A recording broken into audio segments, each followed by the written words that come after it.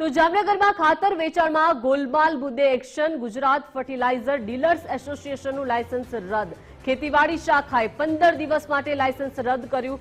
ગાંધીનગર ખાતેની બેઠકમાં પેઢીની શક્તિઓ સામે આવી છે, જેને લઈને ખેતીવાડી નિયામકની ટીમે કાર્યવાહી કરી છે.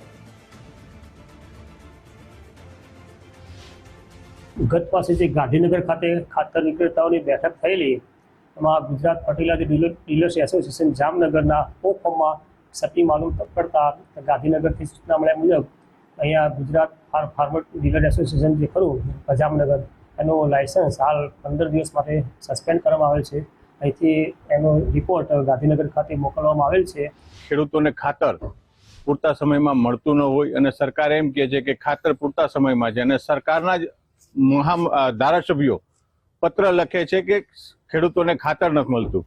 આપણે વાત કરીએ તો હમણાં જ જામનગર અને ભાવનગર જેવા મેં સાંભળવામાં આવ્યું છે કે ખાતર ડીલરોને ચોક્કસ નોટિસ મારવામાં આવેલી છે.